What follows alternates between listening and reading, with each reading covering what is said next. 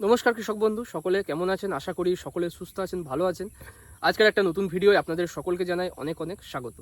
আজকে আপনাদের সঙ্গে আলোচনা করছি যে আমরা যারা আমন ধানের বীজ ফেলেছি, সেই বীজ ফেলার পর থেকে 7 দিন পর থেকে নিয়ে মোটামুটি 15 দিন অবধি আমরা কী কী পরিচর্যা এখানে করব, কী কী যত্ন নেব, কখন জল দেব, কখন ওষুধ দেব এবং কী ওষুধ ব্যবহার করব এবং কারা আমরা এখানে ওষুধ ব্যবহার করব না, বিষয়টা কিন্তু আপনাদের জানতে হবে।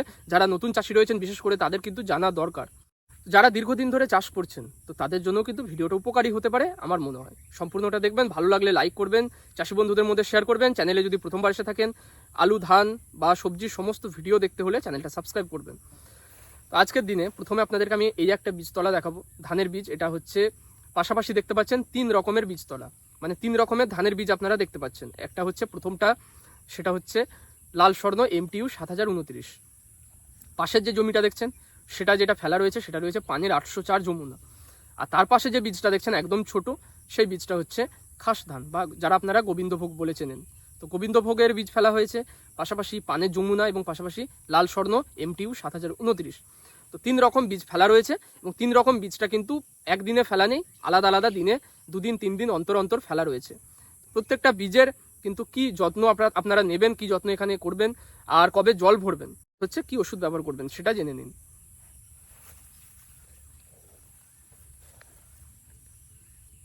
তো প্রথমেই যেটা আমি বলবো, যে বিষয়টা জানার আগে আপনাদেরকে কিছু সতর্ক বার্তা দিই। যেটা হচ্ছে, আপনারা অনেকে কি করেন যে বীজটা বেরোনোর পরেই, ওই ধরুন 7 দিন হয়েছে, আপনি কিন্তু কি করেন যে বীজটা হালকা একটু সবুজ রং নিয়েছে আর আপনি সেখানে কিন্তু স্প্রে করতে শুরু করেন।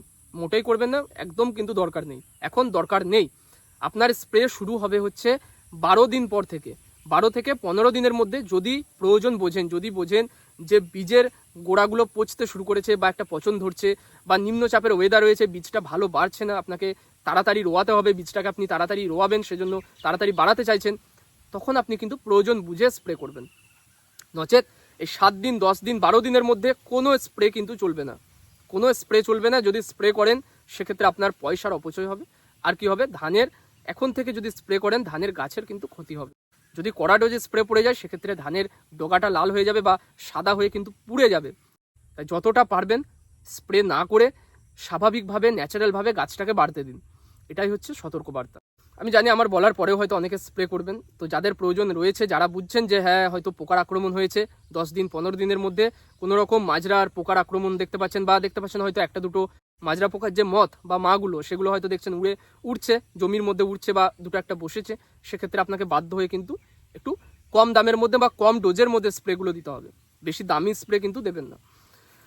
এই সময় আমাদের যে যত্ন, তার প্রধান যে বিষয়টা থাকে সেটা হচ্ছে জল ব্যবস্থাপনা আর চাপান ব্যবস্থাপনা। তো যারা আপনারা বীজ ফেলার আগে কাদা করার সময় যারা চাপান ব্যবস্থাপনা নিয়েছেন, মানে চাপান দিয়েছেন কিছু, তাতে 10-26 হোক বা অনেকে খোল দিয়েছেন, আমি যেমন পার্সোনালি আমি কিন্তু খোল দিয়েছি এবং আমাদের এখানে একটা বস্তা পাওয়া যায়, একটা অনুখাদ্য, সেটার মধ্যে calcium, zinc, magnesium, boron, manganese ইত্যাদি কিন্তু থাকে, গুঁড়ো পাউডার, সেটা আমি কিন্তু কাদার সময় দিয়েছি। আর হচ্ছে 1 বিঘা পরিমাণ জমির জন্য এখানে আমি কিন্তু 20 কেজি খোল ব্যবহার করছি, সর্ষের খোল। যারা আপনারা 10-26 ব্যবহার করেছেন, হয়তো কেউ বিঘা পিছু 15 কেজি 10-26 ব্যবহার করেছেন বা হয়তো কেউ 12 কেজি, মানে 1 বিঘা বীজ তলার জন্য বলছি। তো যারা চাপান ব্যবস্থাপনা নিয়েছেন, যারা চাপান দিয়েছেন বা খোল দিয়েছেন, তাদের এখন বর্তমানে কোনো রকম চাপান দেওয়ার দরকার নেই, বুঝেছেন? 15 দিন আগে কোনো রকম চাপান দেবেন না। গাছটাকে ন্যাচারালি নর্মালি যেমনভাবে সে বাড়তে দিন। 15 দিন পেরিয়ে যাবার পরে আপনারা কিন্তু সেখানে সামান্য ওই কাঠা পিছু কিন্তু 500 গ্রাম বা কাঠা পিছু 400 গ্রাম ইউরিয়া ব্যবহার করবেন। যাদের আপনাদের 10 কাঠা বীজ ফেলা রয়েছে তারা আপনারা হয়তো সেখানে 4 থেকে 5 কেজি ইউরিয়া ব্যবহার করবেন, বা যাদের ধরুন 1 বিঘা ফেলা রয়েছে তারা 8 থেকে 10 কেজি ব্যবহার করবেন ইউরিয়া। বিশেষ কিছু কিন্তু 10-26-26 বা 14-35-14 বা হচ্ছে আপনার কোনো রকম সিঙ্গেল সুপার ফসফেট এখন দেওয়ার দরকার নেই, কারণ এখন বীজের যেহেতু বৃদ্ধির দশা, বীজটা এখনও আপনার জমিতে রোপণ করা হয়নি, এখন যে পাশ কাঠি আপনাকে ছাড়াতে হবে বা শিকড় যে বাড়াতে হবে বিরাট কিছু, এটার কিন্তু দরকার নেই। আপনাকে ন্যাচারালভাবে নর্মালিভাবে মানে প্রাকৃতিকভাবে যেমন গাছটা বাড়ছে, চারাটা বাড়ছে, সেরকমভাবে বাড়তে দিতে হবে। এবং 15 দিন পেরিয়ে যাবার পরে প্রয়োজন বুঝলে আপনি কিন্তু সেখানে ইউরিয়া ব্যবহার করবেন। যদি বোঝেন গাছের গ্রোথ ভালো রয়েছে, কালার ভালো রয়েছে, গাঢ় সবুজ রং রয়েছে, তখন কিন্তু আপনি কোনো রকম চাপান এখানে আর দেবেন না।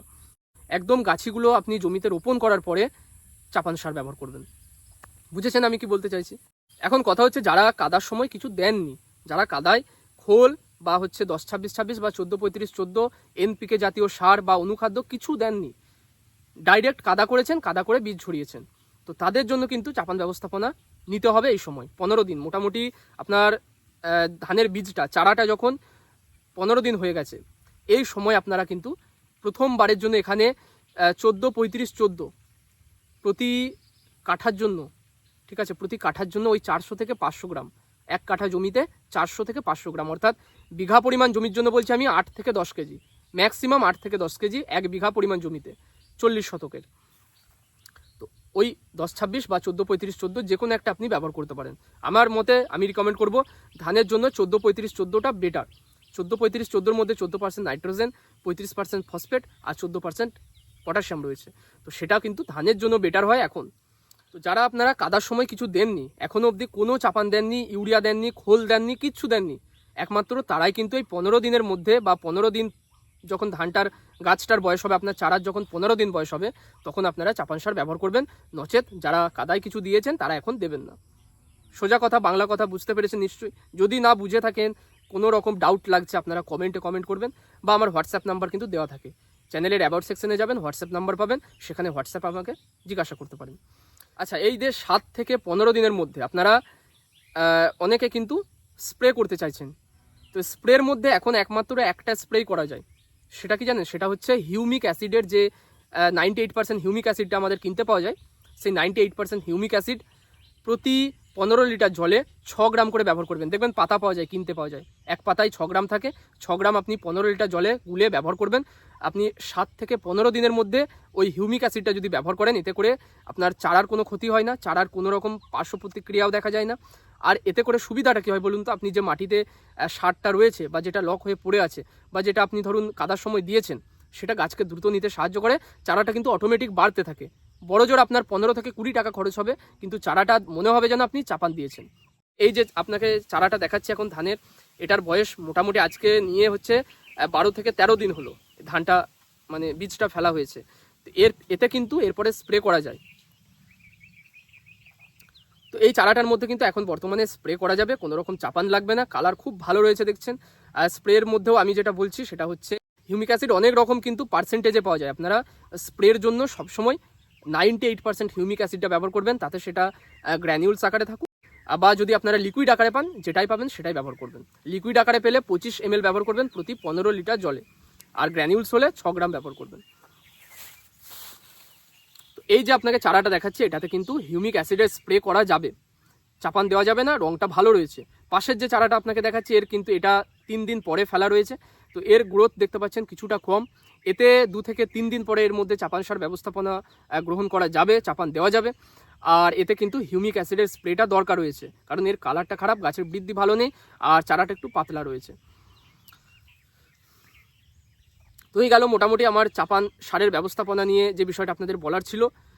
মানে যেটা দরকার নয়, প্রয়োজন বুঝে আপনারা ব্যবহার করবেন। এখন কোনো রকম বিশেষ যে ভিটামিনগুলো থাকে, যেমন হচ্ছে আপনার ইসাবিয়ন, যেমন হচ্ছে কোয়ান্টিস, বা হচ্ছে অনুখাদ্য বিশিষ্ট যে ভিটামিনগুলো, এখন কিন্তু স্প্রে করার কোনো প্রয়োজন নেই। এখন ধানের মধ্যে প্লান্টোমাইসিন, ভ্যাভিস্টিন এই 15 দিনের মধ্যে কিন্তু স্প্রে করার দরকার পড়ে না। 15 দিন পরে আপনারা কিন্তু চাইলে স্প্রে করতে পারেন। প্লান্টোমাইসিনটা স্প্রে করলে কি হয়, আপনার ব্যাকটেরিয়াল যে সমস্ত রোগগুলো থাকে সেগুলো আসে না বা কম হয়। এরপরে আরেকটা মূল বিষয় রয়েছে, যেটা হচ্ছে জলসেচ। আপনারা কখন জল ব্যবস্থাপনা গ্রহণ করবেন? চারাটা ফেলেছেন, চারাটা ফেলার পরে ধরুন মোটামুটি 7 দিন হয়ে গেছে, আপনারা দেখছেন জমিতে 1 ফোঁটা জল নেই, সমস্ত মাটিটা মানে শক্ত হয়েছে, চারাটা ভালোভাবে বেরিয়ে গেছে, এবং মোটামুটি দেখবেন এই হাফ আঙুল মতো চারাটা হবে, সেই সময় আপনারা জল দেবেন। ঠিক আছে, সেই সময় জল দেবেন, সম্পূর্ণ জমিটা কিন্তু জলে ডুবিয়ে দেবেন, এবং তারপরে আবার কিন্তু একটা বেলার পরে জলটা কাটিয়ে দেবেন। জল কিন্তু জমিয়ে রাখবেন না, জলটা কাটিয়ে দেবেন, না হলে গরম জলে চারাটা কিন্তু সিদ্ধ হয়ে যাবে বা চারাটা আপনার ভেপে গিয়ে লাল হয়ে যাবে। তো সেটা যেন না হয়, আপনারা যখন জল দিচ্ছেন ঘড়ি ধরা কিন্তু 6 থেকে 8 ঘন্টা পরে সেই জলটা কাটিয়ে দিন। এরকমভাবে 1-2 দিন করবেন, তারপরে কিন্তু নর্মালি আপনারা মানে সবসময় জল ভরে রাখবেন, জল কিন্তু কাটাবেন না। জলটা আপনারা কতদিন পরে দেবেন? চারাটা ফেলার পরে, আমি বলছি যদি জমিতে 1 ফোঁটাও জল না থাকে, চারাটা ফেলার 7 দিন পরে আপনারা প্রথম জল এখানে দেবেন। ঠিক আছে, আর যদি বুঝছেন যে মাটিটা ফেটে যাচ্ছে, 7 দিনের মধ্যে আপনারা হয়তো উঁচু জমিতে ফেলা রয়েছে বীজ, সেক্ষেত্রে আপনারা জলসেচ দেবেন এবং জল দিয়ে কিন্তু জলটা কাটিয়ে দেবেন যদি 7 দিনের আগে আপনারা জল দেন। যদি আপনাদের মধ্যে কেউ 7 দিনের আগেই ভাবছেন যে আমার মাটিটা ফেটে যাচ্ছে, উঁচু জমিতে বীজ ফেলা রয়েছে, আপনাকে জল দিতেই হবে বাধ্য এবং কড়া রৌদ্র রয়েছে, আপনারা কিন্তু অবশ্যই একদম বিকেল বেলায়, অবেলা যখন সূর্যের তাপটা পড়ে যাবে, সূর্য যখন অস্ত যাবে, সেই সময় জলসেচ ব্যবহার করবেন এবং সকালবেলায় কিন্তু জলটা কাটিয়ে দেবেন। এতে করে বীজটা ভালো থাকবে, সুস্থভাবে কিন্তু বেড়ে উঠতে পারবে। আর বীজ যখন বড় হয়ে যাবে, 7 দিন বা 8 দিন যখন পেরিয়ে যাবে, তখন আপনারা নর্মালি যেমন জল ভরে রাখেন সেরকমভাবে জল ভরে রাখতে পারবেন, তাতে করে বীজের কোনো আর ক্ষতি হবে না। তো এই ছিল আজকের ভিডিও। সম্পূর্ণ ভিডিওটা যারা দেখলেন তাদেরকে অসংখ্য ধন্যবাদ এবং আমি আশা করছি আপনাদের অনেকটা উপকার আসবে। যদি ভালো লাগে, আমি যে বিষয়গুলো বলতে চাইলাম, যে সাবধানতাগুলো দিলাম, সেগুলো যদি বুঝতে পারেন, যদি উপকারে আসে, অবশ্যই ভিডিওটা একটা লাইক করবেন আর চ্যানেলে নতুন হলে সাবস্ক্রাইব করবেন। দেখা হবে আপনাদের সঙ্গে পরের ভিডিওয়।